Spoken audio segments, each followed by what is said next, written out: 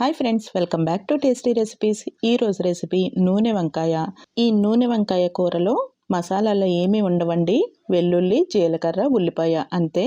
మనం రెగ్యులర్గా వేసుకునే కారము, ఉప్పు ఉంటుంది. చాలా బాగుంటుంది.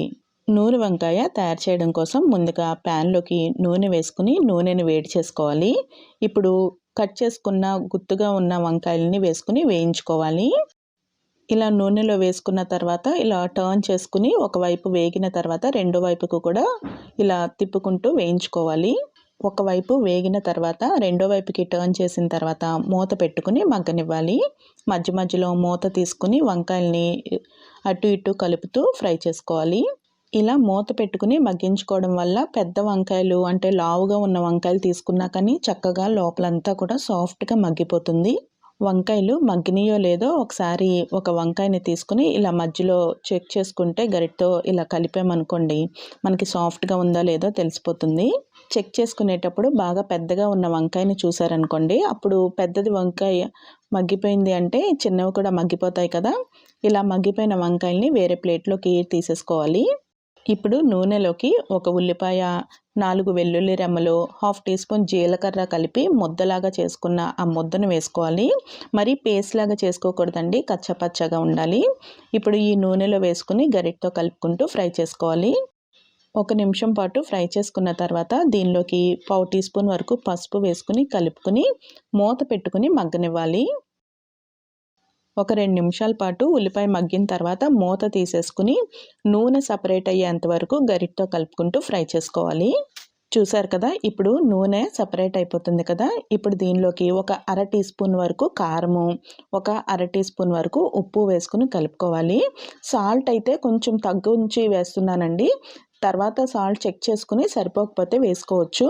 ఇప్పుడు ఈ కారము, ఉప్పు అంతా పట్టేలాగా బాగా కలుపుకోవాలి. ఇలా గరిటతో కలుపుకుంటూ ఆయిల్ సపరేట్ అయ్యేలాగా ఫ్రై చేసుకోవాలి. ఏ కూర అయినా కానీ ఇలా ఉల్లిపాయ నుంచి ఆయిల్ సపరేట్ అయినప్పుడే టేస్ట్ బాగుంటుందండి. చూసారు కదా, నూనె సపరేట్ అయిపోతుంది. ఇప్పుడు వేయించుకున్న నూనె వంకాయలు ఉన్నాయి కదా, నూనెలో వేయించుకున్నాము, ఆ వంకాయలని వేసేసుకుని కలుపుకోవాలి.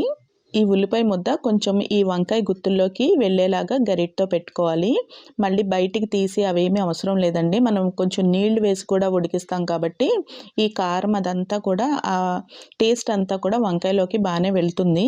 గరిటతో కలిపేటప్పుడు కూడా ఎక్కువ మిక్స్ చేసేద్దండి, గుత్తులు విడిపోయినట్టుగా అయిపోతాయి. సాఫ్ట్గా ఉడికింది కదా, అందుకని విడిపోతాయి. ఇప్పుడు దీనిలోకి ఒక చిన్న గ్లాసుడు నీళ్లు వేసుకుని ఉడికించుకోవాలి. ఇలా నీళ్లు వేసి ఉడికించుకోవడం వల్ల లోపల ఆ కారము, ఉప్పు అంతా కూడా బాగా పడుతుంది. నీళ్లు వేసిన తర్వాత మనకి ఇలా కొంచెం పల్చగా ఉంటుందండి. స్టవ్ని మీడియం ఫ్లేమ్కి అడ్జస్ట్ చేసుకుని ఉడికించుకోవాలి. ఇప్పుడు ఒక 2 నిమిషాల పాటు మూత పెట్టుకుని ఉడికించుకోవాలి. మూత పెట్టుకుని ఉడికించుకున్నప్పుడు వంకాయ ముక్కలు ఇంకా సాఫ్ట్గా అవుతాయి.